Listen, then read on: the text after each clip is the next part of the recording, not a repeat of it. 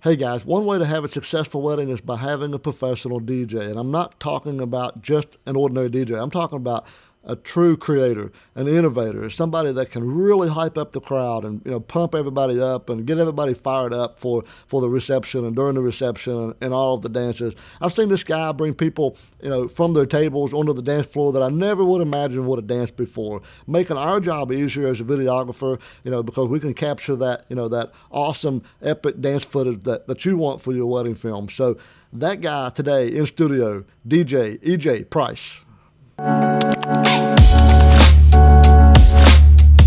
Preview.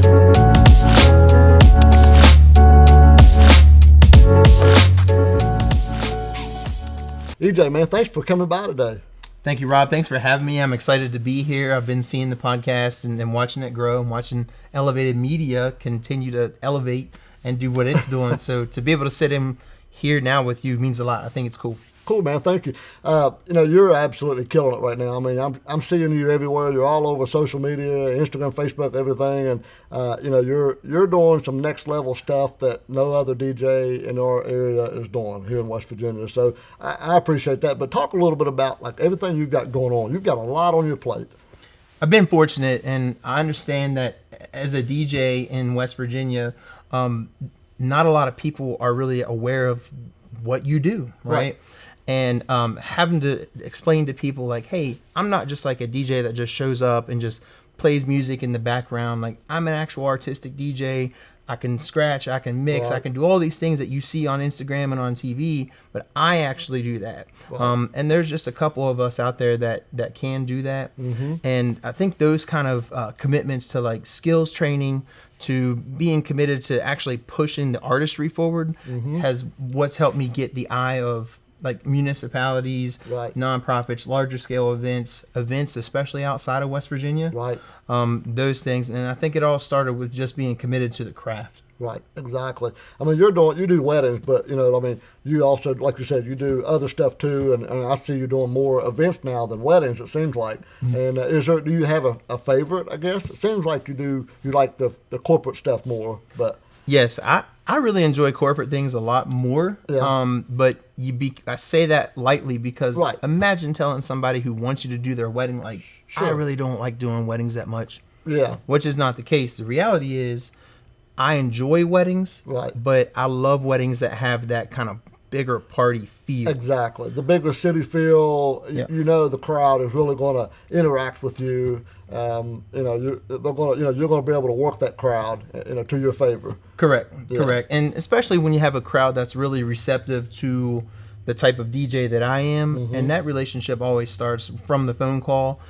It's always fun when people see you playing live or they see your Instagram, and when you get those kind of calls from people from out of town that say, hey, we've been following your Instagram, we love your mixing style, which is what a lot of clients say. And I'm sure you probably get that with, hey, we love your editing style. We do, yeah. And when people really notice that side of it, not just, hey, we like your lights or we like your speakers.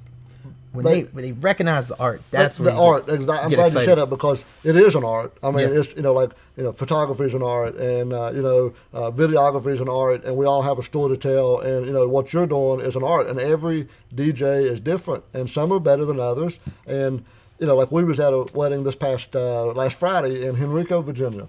It was a wedding. It was a Hispanic wedding, I think, and what you would call it, I guess. And anyway, they had bilingual DJ. That was some of the most fun I've ever had. He was a great DJ. I mean, he was like as good as EJ, but he also spoke another language.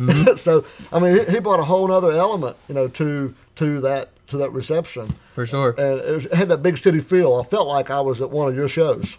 Well, that's super cool. I think that's been the best part about DJing in West Virginia. It's funny how people always say, oh, well, we're in West Virginia, we don't have, or this and that, it's boring, da-da-da-da. I think as creators, I mean, look at where we're at. We're in a studio now, right? Yeah, in West Virginia. In West Virginia, and I have a studio at my house that I did content creation. And it's all still ready to go for the Twitches and the live streams and all that. Right. But the beauty of what we don't have is like how you and I think is Well, in between what we don't have and what we could be is where you and I reside, and we can make that happen. Exactly. And that's something as a DJ. I think the art form, back to that, right? Just and the skill sets. You watch these YouTube videos, and that's really where I started. Yeah, absolutely. I mean, you got to start somewhere, and then like where we travel and you travel, we get to go to these other weddings and these other types of people, other cultures, and we can bring some of that back home and offer that to our clients here. And anyway, that kind of investment into what we do is the kind of things I think that a lot of people don't know goes on behind the scenes. Right. I travel and go to DJ expos. Yeah. I communicate with DJs on higher levels who have seen the nation, seen the world all through the lens of DJing. Right. And so any chance I get to pick their brain and ask questions, I'm always asking. Exactly. And then even there was a time where a good DJ friend of mine, DJ As1 from Washington, D.C., he's won competitions on national levels. Yeah. I actually invested and invited him to come. I flew him to West Virginia for 3 days, and all we did was just hand over hand training, teaching things that I wanted to learn. Right. Maybe the common client around here might not really care that you can do these crazy things. Appreciate it, but but you feel better at the end of the day knowing that you can provide that. I can do that, and people don't know what they don't know. Right. And exactly. so, if you come to a show of mine, you might hear something, a different style or type of DJing, right, and you're like, oh my gosh, where did this come from? Well, maybe some people some people look at a photo and they might think, oh, this is a great photo, but then you look at a really good photographer's photo, then that same person looks at that and says, wow, that's really so much better, but they can't tell you why they like it. Same thing with DJ or video. I mean, like, they come to one of your shows and it's like, it's sort of the same equipment, whatever, but like your show is better than another DJ because of you, the personality, and how you interact with the crowd, and just the whole the whole dynamic of what you do. It's a production, it's a presentation, that what you're putting on, and anyway.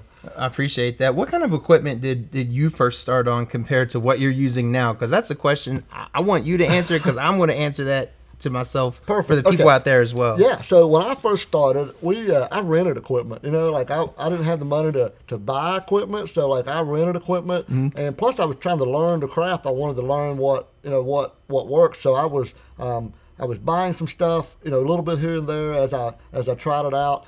I would do a lot of YouTube research. I mean, I was like all over YouTube University, as I always called it, and there's a lot of power there. But you also have to be smart enough to know what's not good either, too.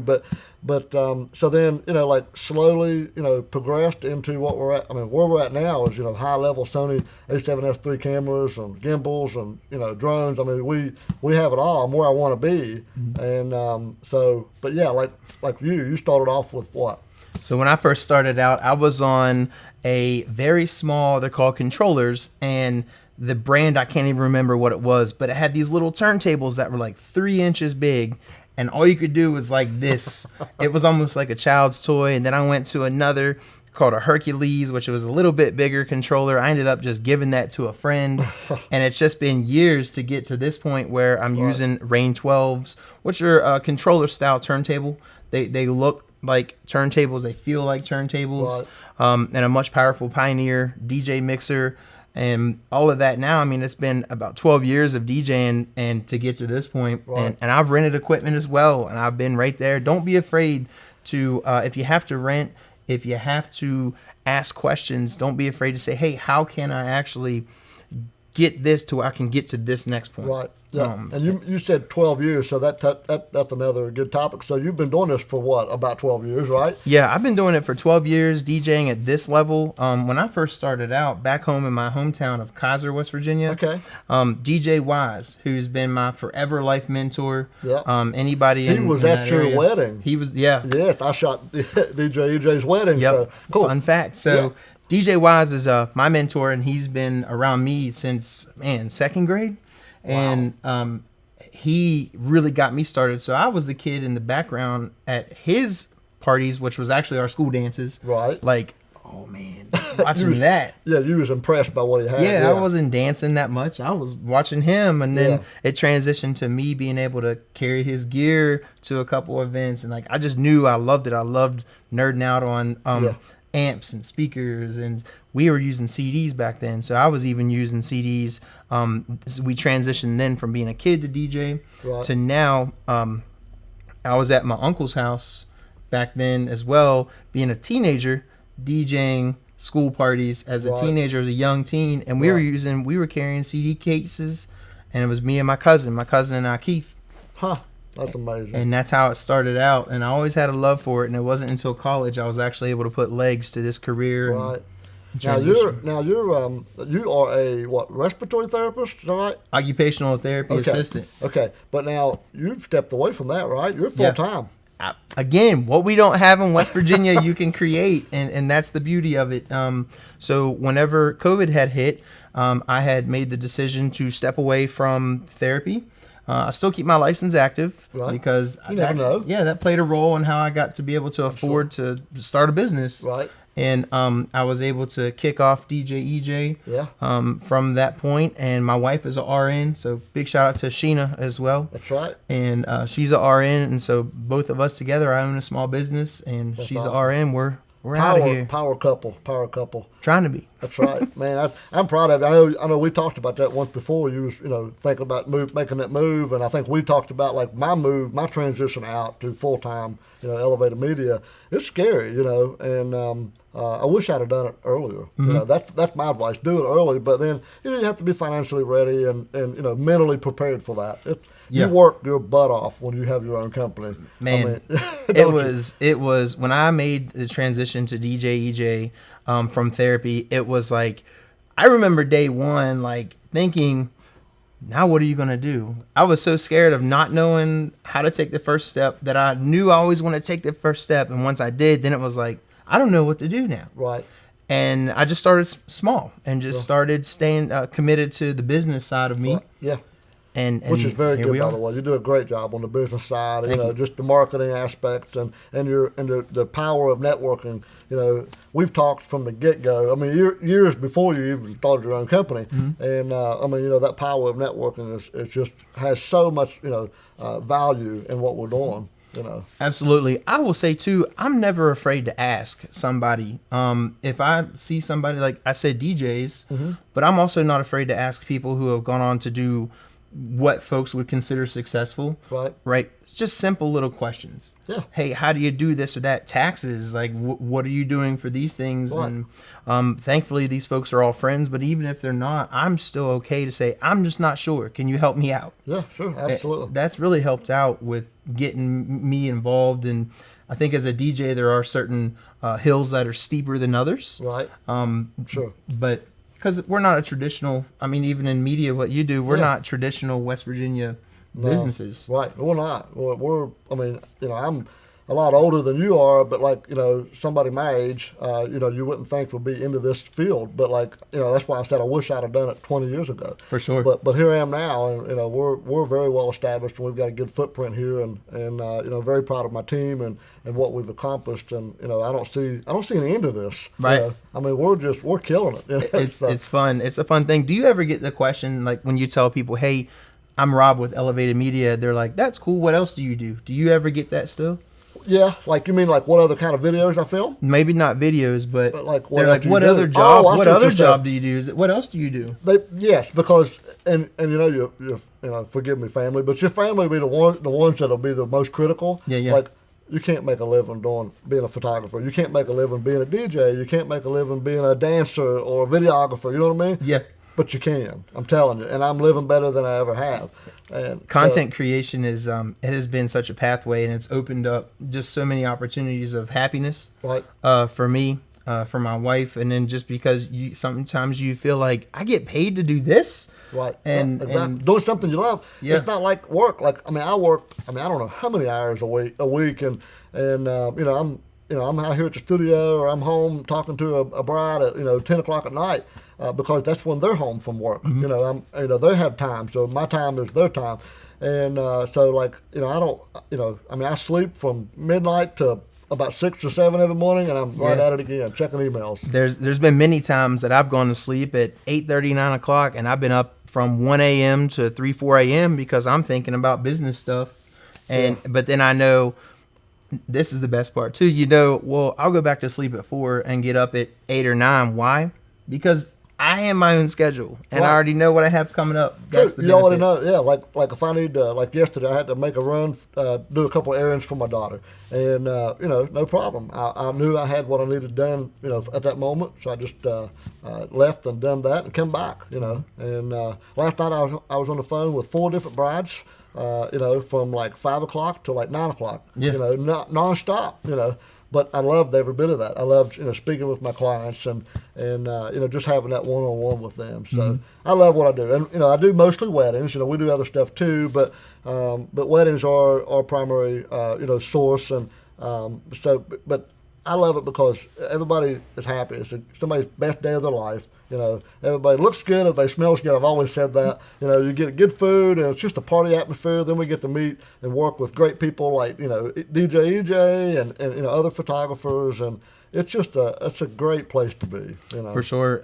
Any photographers, video, anybody who's into media, content creation, or just even music, if you want to chat with me, don't hesitate to reach out. I'm very easy to find. I've been fortunate. I've been fortunate with my social media handle. PlayDJEJ is everything, everywhere. Instagram, TikTok, Facebook, PlayDJEJ.com. It's so easy to find me. Reach out, let's talk. I love to see other content creators elevate. I love to see where people start at and answer questions and just be helpful. Absolutely. Cool. And when you apply it in real life to an actual event or whatever you're doing it for, and you're doing it outside the studio, I love to see that kind of activity. So let's talk. Yeah, absolutely. Man, I appreciate you coming out today. Thank you, Rob. You're a huge. I mean, I'm a huge fan of yours, and every time I see, you know, on the vendors list, I see, you know, DJEJ is going to be there. It's like, man, this is going to be cakewalk. So, man, there it is. I appreciate everything you're doing in the wedding industry as well as the other industries. So, keep on killing it. And I'd be remiss if I didn't say thank you for everything you've done for me in and out of events and just personal phone calls and advice and tips. I mean, it's gone a long way. So, thank you. Thank you, bro. See y'all. Thank you.